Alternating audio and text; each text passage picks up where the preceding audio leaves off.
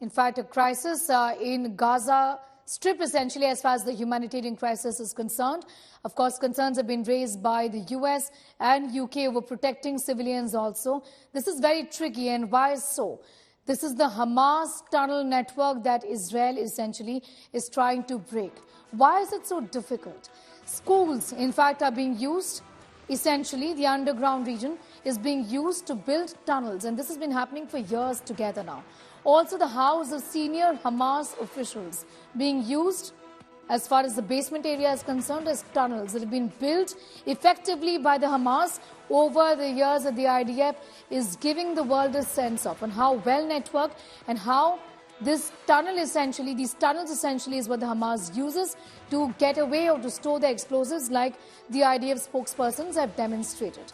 Such a tunnel also at the Rantisi hospital. Also the house of a senior Hamas official. Hamas infrastructure is seen inside the Rantisi hospital. And this is a challenge that the IDF has been facing for years together now. Rajesh continues to be with us.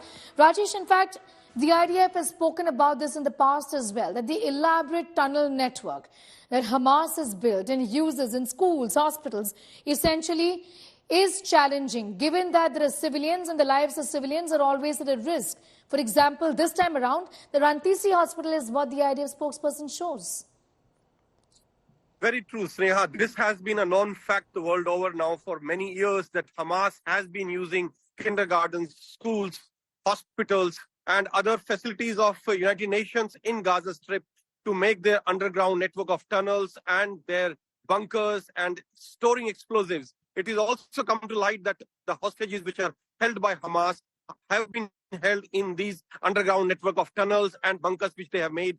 So this has been happening for a long time, and this is also with a view that IDF is saying that it is not IDF which is killing the civilians in Gaza, it is Hamas, because they build all the infrastructure around civilian residential areas, and if they are targeted, then there is collateral damage in which a lot of...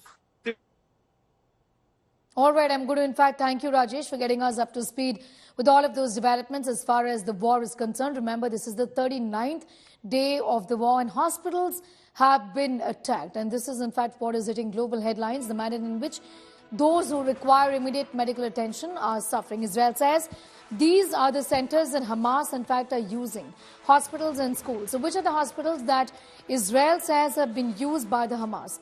Rantisi Children's Hospital.